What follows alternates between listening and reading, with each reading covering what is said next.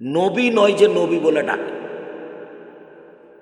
কোনদিন তারা হোসাইন আহমদ মাদানিকে ভুলেনি, নবী নয় যে নবী বলে ডাকে।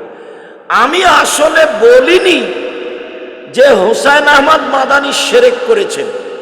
জজ আমাকে যখন বলল সিলেট সুনামগঞ্জ কোর্টের, ও ভুল বলল, কিন্তু আমাকে কথা বলা নিষেধ করা আছে, তাই আমি বলতে পারিনি।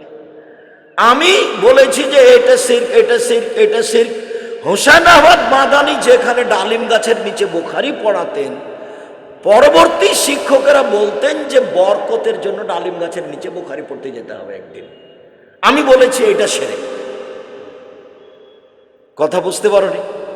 আমি বলিনি যে হোসাইন আহমদ মাদানি মুশরিক, এ কথা আমি বলিনি। আমি বলেছি যে হোসাইন আহমদ মাদানি ডালিম গাছের নিচে বুখারী পড়াতেন, পরবর্তীতে যেসব বিদ্বানেরা বলেছেন যে বরকতের জন্য একদিন কোথায় বুখারী পড়াতে যেতে হবে? ডালিম গাছের নিচে। আমি এটাকে শিরক বলেছি। তো জজ আমাকে বলছে, ছাত্তা মসজিদের ওখানে জজ আমাকে বলছেন যে আপনি বলেছেন হোসাইন আহমদ মাদানি মুশরিক। তা আমি কেউ এখন তার বলতে পারি না যে না, আপনি ভুল বলছেন। কেননা উকিল আমাকে বলেছে যা বলবেন মুখ খুলবেন না, যা বলবে খালি আপনি শুনবেন। এদের নাম জজ, হাকিম। হাকিম নড়ে তো হুকুম নড়ে না, একটা ঘটে যেতে পারে।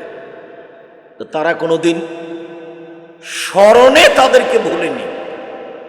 তাদের একটা দুয়া বরকত আছে, যখনই ভিন্ন কিছু ঘটবে তখন আল্লাহর অসন্তুষ্টি নেমে আসবে। যখনই আল্লাহর অসন্তুষ্টি নেমে আসবে তখন আপনার শত চেষ্টা ব্যর্থ হবে, শত চেষ্টা ব্যর্থ হবে।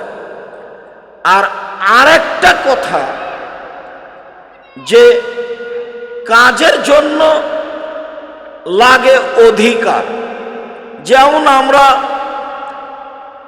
তব ভাইয়ের ছেলেকে পূর্ণ অধিকার দিয়ে রেখেছি, বাবা তুমি প্রতিষ্ঠানটা দেখো, ভাবো, চিন্তা ভাবনা করো, প্রতিষ্ঠান ভালোভাবে গড়তেই হবে।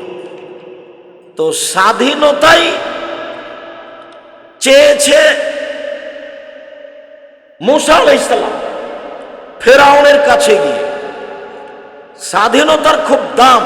একবারও বলেননি মুসা ফেরাউনকে যে ইসলাম কবুল করে, ইসলাম গ্রহণ করেন, বলেন এক আল্লাহ, বলেন এক আল্লাহ, এ কথা মুসা বলেননি। দেখেন, 1 মিনিট বলি, এই চলো এক, চুপ থাকো।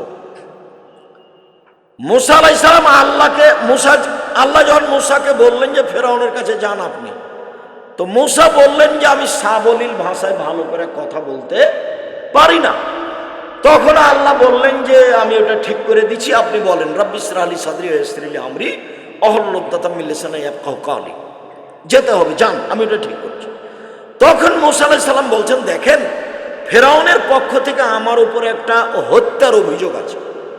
আমি কিন্তু এক থাপ্পড় দিয়ে একটা মানুষ মেরে পালিয়ে এসেছি, ও কিন্তু আমাকে মারবে।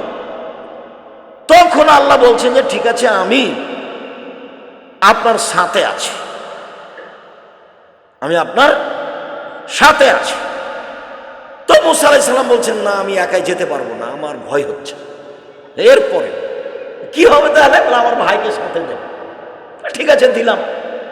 সব কথা আল্লাহ মুসার মেনে নিলেন। এইবার দুজন চলে এসেছেন ফেরাউনের কাছে, ফেরাউনা ফাকুলা, দুইজন এসে বলছেন ইন্না রাসূল রাব্বিল আলামিন, আমরা হচ্ছি বিশ্বজগতের প্রতিপালকের পক্ষ থেকে রাসূল, আন আরসিল মানা বানি ইসরাইলা, বানি ইসরাইল আপনাদের দাস দাসী হিসাবে আছে, ছেড়ে দেন। আব্দুল্লাহর বক্তব্যই এটা, গোলাম হয়ে জাতির কাছে বসবাস করতে রাজি নই, গোলাম হয়ে একদিন বাঁচতে চায় না।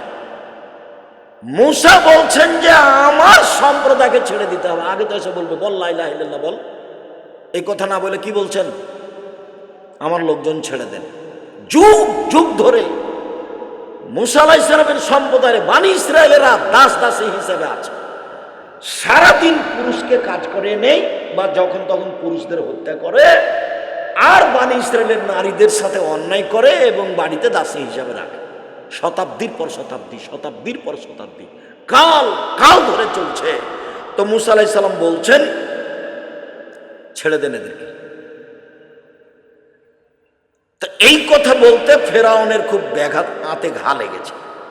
তখন ফেরাউন বলছে, আলাম নুরাব্বিকা ফিনা, কি ব্যাপার, তোমাকে আমি লালন পালন করিনি ওয়ালিদান শিশুকালে, অলাবেস্তা ফিনা নুমরেকা সিনিনা, তুমি বহুদিন আমার মাঝে ছিলে না, আমার সামনে এসে এভাবে কথা বলো, মানে আমার লোকজনকে ছেড়ে দেন, এই কথা তো যেমন তেমন নয়, এটা মুখের ওপরে বলা, লিখিত ভাবেও নয়, স্মারকলিপি নাই এখানে, নগদ ছেড়ে দেন।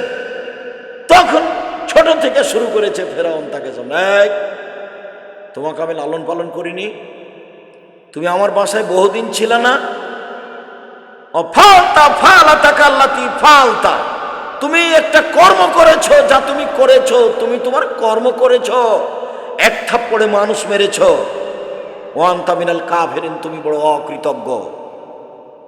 এটা মুখের উপরে ফেরাউন বলল মুসাকে, মুসা বললেন একটা, ফেরাউন বলল আর একটা।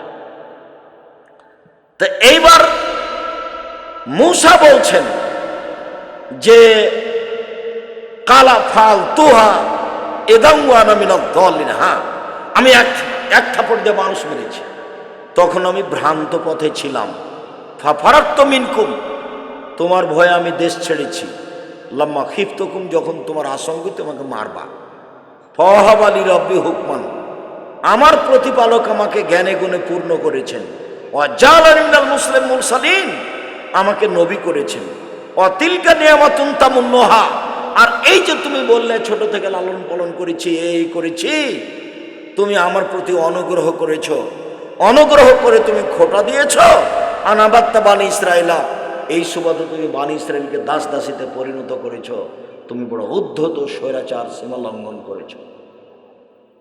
এটা মুসা আলাইহিস সালাম বললেন। যখন বললেন যে তুমি উদ্ধত স্বৈরাচার সীমা লঙ্ঘন করেছ, তখন ফেরাউন হত্যার সিদ্ধান্ত নিল, যা হলো হলো। তো কাজের জন্য স্বাধীনতা লাগে, আর একজন যদি এসে হাত খেলায় তাহলে সেই কাজ কখনো সুন্দর হবে না। প্রত্যেকটা মানুষ যারা কিছু করতে চায় তারা যেন জাতির কাছে স্বাধীনতা নেয়, স্বাধীনতা না থাকলে কিছু করতে পারবে না। এটা এক, প্রথমত ভুল কিছু করলে আল্লাহ অসন্তুষ্ট হলে একটাও টিকবে না। দুই, সূরা ইউসুফে আছে